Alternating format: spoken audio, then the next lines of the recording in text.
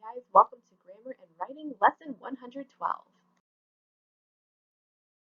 Let's get started with your vocabulary.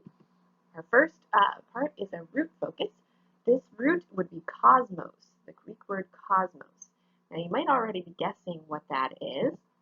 This is the world or universe. So when you see the word cosmos, we're talking about something that has to do with the world in general or the universe. So for example, cosmopolitan. That's an adjective meaning at home all over the world. For example, knowing about different cultures helps one to become cosmopolitan because you feel like you belong wherever you are. If you're in Estados Unidos, if you're here in Roatan, if you're in China, if you're in Africa, you feel at home because you know and understand the culture and you know what to do. Cosmopolis. Well, we've seen how polis is talking about cities. So Cosmopolis would be an important city inhabited by people of different races and cultures. So this would be a big city where lots of people from different countries live. For example, New York City is a cosmopolis. We've got Chinatown, we've got people from South Africa, you've got people from the Philippines, from India, you've got all kinds of areas. You've got the Irish district. So it's a cosmopolis because people from all kinds of different countries, different races, different cultures live in that city. Cosmonaut. Cosmonaut. This is a Russian astronaut. So really this one's a little different because Russia is not the world, but it is a different place in the world. So it's a specific definition for a Russian astronaut. Russia provides rigorous trainings for its cosmonauts before they enter outer space. Let's get some practice in. Chicago, with its diverse population, is an example of a blank. Number 2, blank is a Greek word meaning world or universe. Number 3, a Russian blank will walk on the moon again. Number 4, well-traveled individuals appear to be more blank in their tastes for different types of food. Okay, number 1, Chicago with its diverse population is an example of a cosmopolis. Cosmos is a Greek word meaning world or universe. A Russian cosmonaut will walk on the moon again. Well-traveled individuals appear to be more cosmopolitan in their taste for different types of food. All right, let's get started with Analyzing Assessment Prompts, Part 2. So we studied Part 1. Remember, these are just teaching you how you can answer different types of test questions.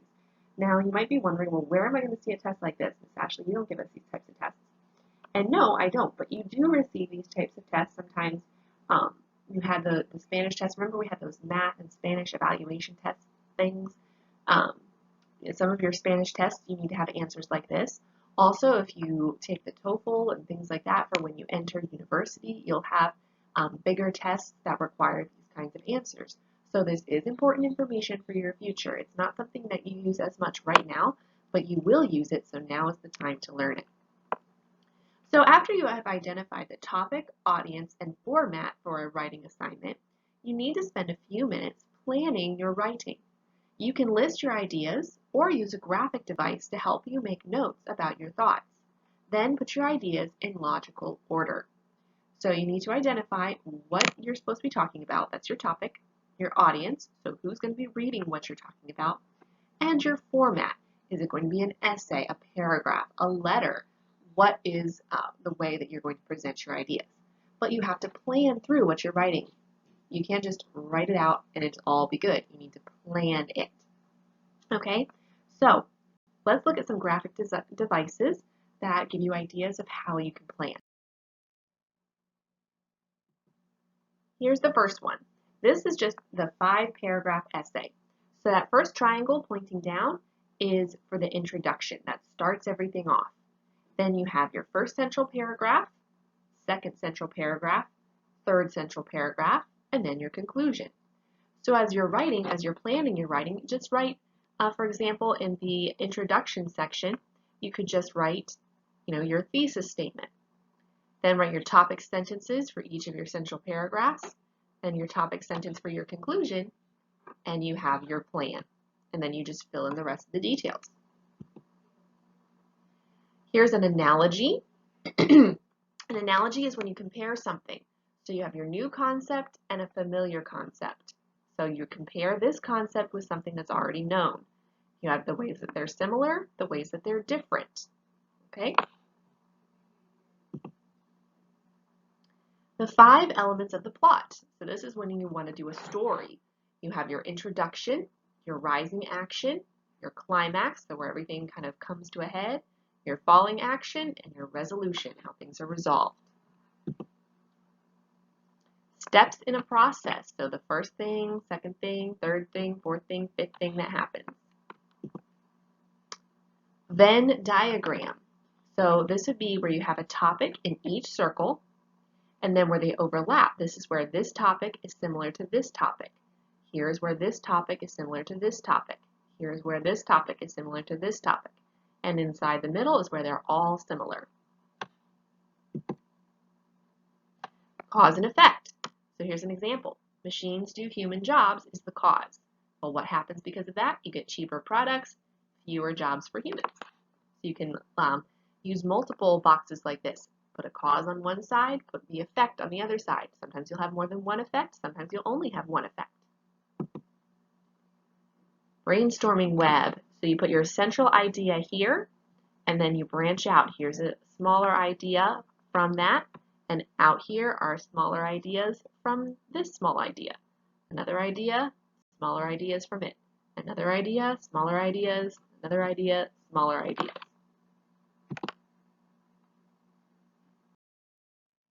So what is your homework?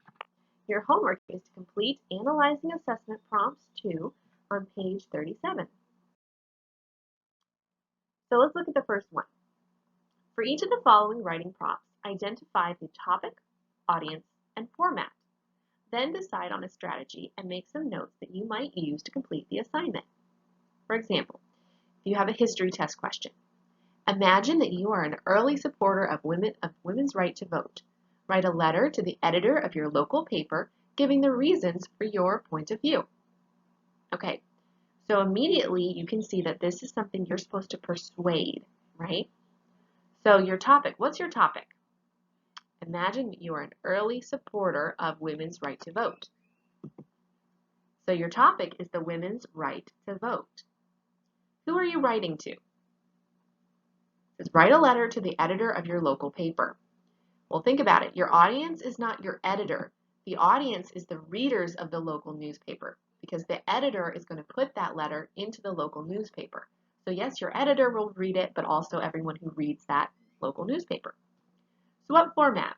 Well, they tell you right there. It needs to be in the format of a letter.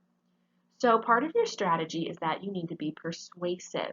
So what kind of thing are you going to use? What kind of arguments would you use? And then you have a section for notes.